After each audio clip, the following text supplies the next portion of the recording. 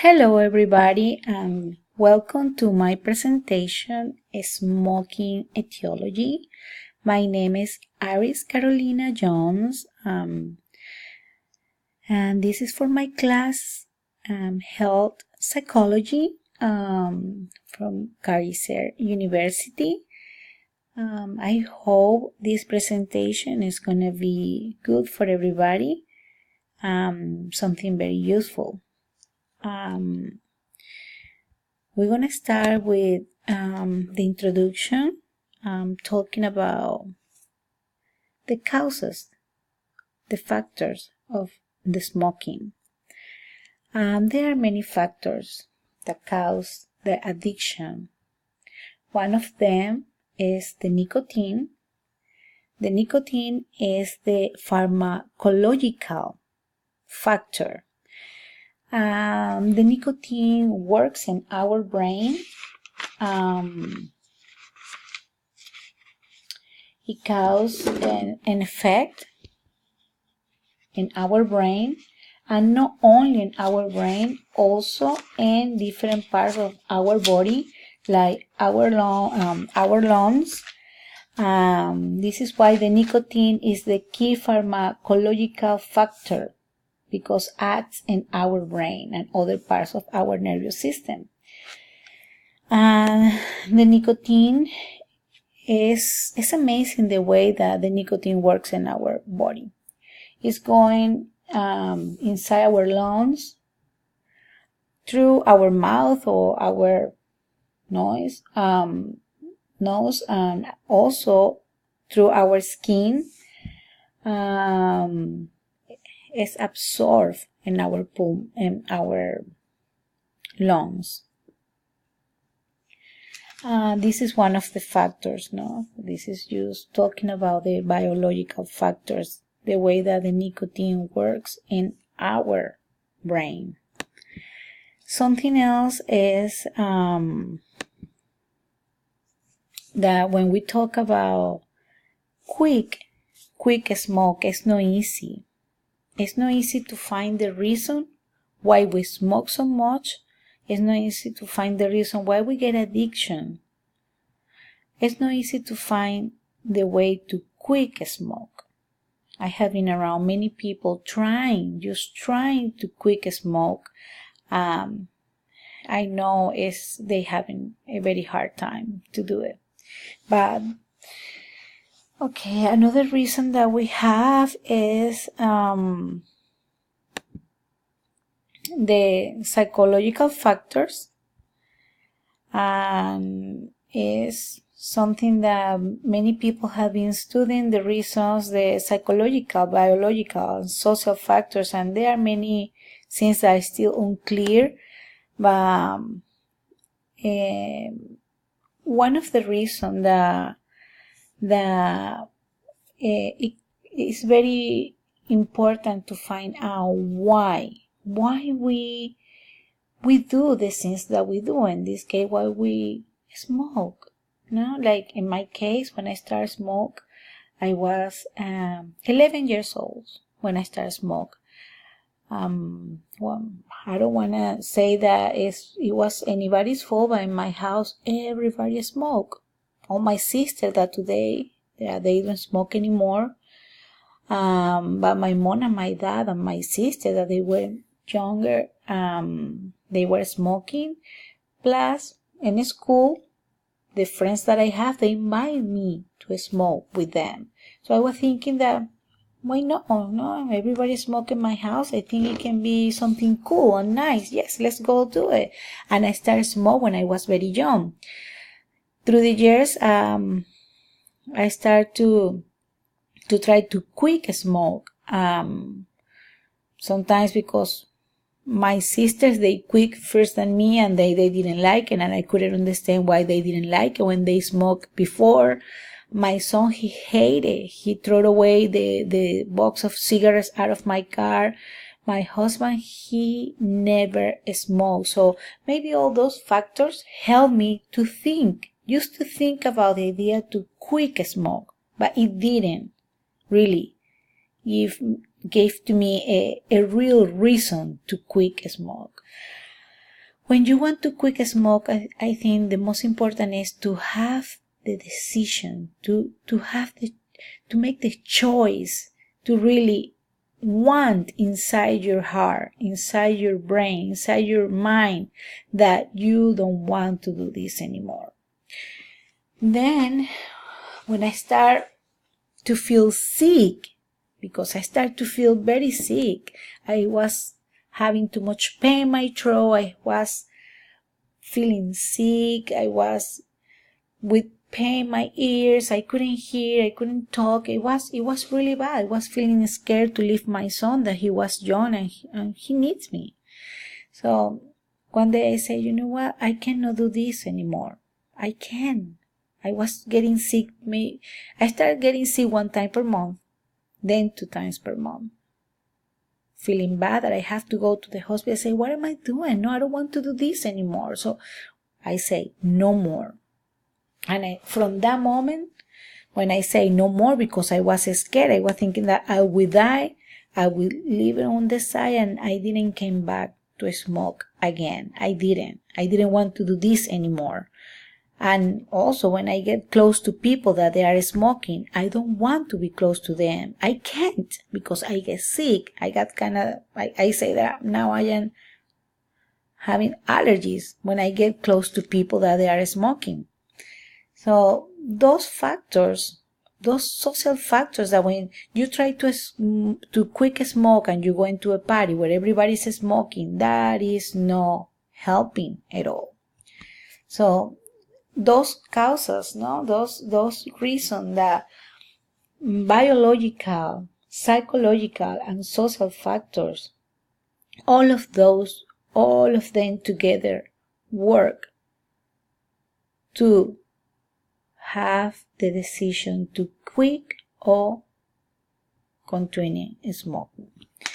Another one that I would like to talk over here is about sometimes people, they has no idea why they do the things they do, and sometimes people, they don't know why they get addicted to something.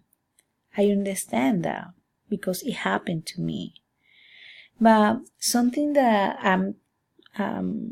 people can do also research on that is about, there are many kind of therapies. The places where I have been working, and also when I'm working right now, we have smoking cessations. Also we help people with 2 type of therapy. One is the CBT, there's cognitive behavioral therapy, and the other one is MI, that is motivational interviewing. I'm sorry about my pronunciation all the time, because if I have to speak in Spanish, it's very easy for me, but in English sometimes I get a little I got a little Spanglish, but I hope everybody can understand what I try to tell over here. The reason of my presentation is to help people to quit smoke, to understand the causes, to understand what is happening with this smoking thing. Why? How this work in my life that I cannot quit is because the nicotine is causing things in your brain, causing effects in your brain, in your lungs, in your system, and in your skin, in your body, plus all those other reasons that we were talking about psychological reasons and social reasons.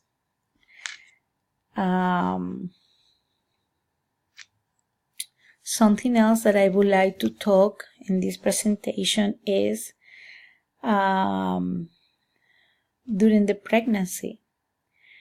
I really, I would say it's no good idea if you have if you need to smoke during your pregnancy. I would recommend 100% to don't do it anymore, because for sure you are hurting the baby. Something else is, yes, I would like to create a system, a program that can really help everybody to quit. How I said before, one of the first things that we have to do to quit smoking is to have the decision inside you, inside your heart, inside your mind.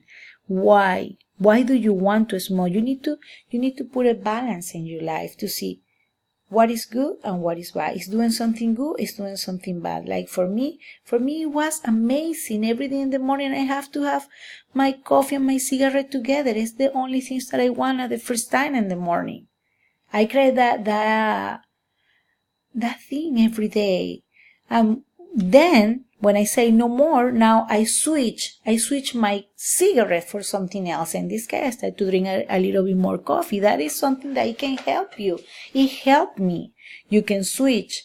You don't want more cigarette? Try to switch your cigarette. Maybe you want to exercise a little more if you like to exercise, or maybe you want to eat a little piece of candy or chocolate. Chocolate is great. Use a little piece of chocolate. You don't have to eat 2 tablets of chocolate every time that you think about cigarettes.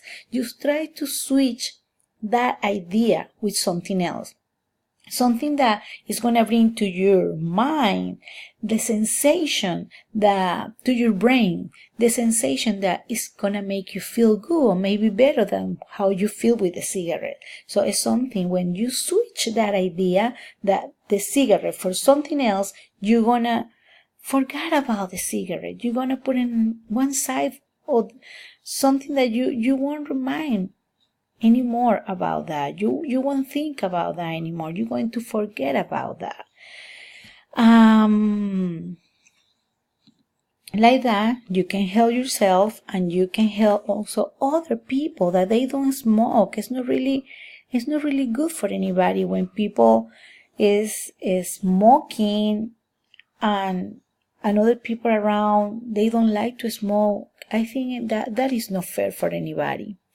So especially if you are at home and you have the kids, it's not good for them.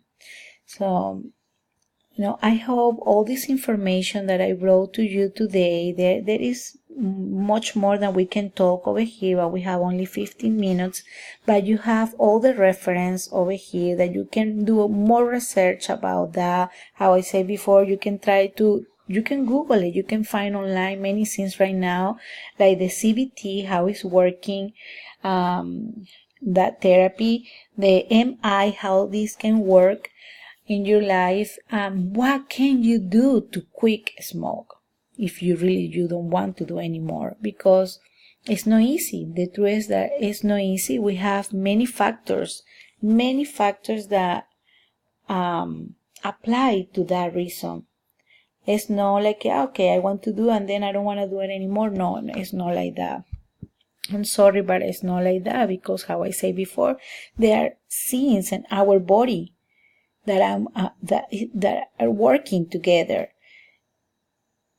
emotionally, psychologically, social, and biological. Is working all together. So I hope this presentation can be a good example that you can use for you, or maybe for other people that you would like to help. Reading all those slides over here, you can find out a little bit more about what happened with the cigarette. What is the cigarette? What is that nicotine? What is all this about? That it makes me feel like I cannot quit. That it makes me feel like I cannot stop. Why I cannot stop? Yes, we can do it, but we have to find the way. Everybody is different. Anybody is the same. Anybody has the same feelings. Anybody works the same. So all those therapies we can try to put in different people, but working different, trying to figure out what is good for you. Because what is good for you, maybe it's not good for me. Maybe I like coffee, maybe you don't like coffee. But you can try to find out how can you switch that cigarette for something else that is going to make you feel better than that. Thank you so much. And if you have any other question, and you can try to find me on YouTube.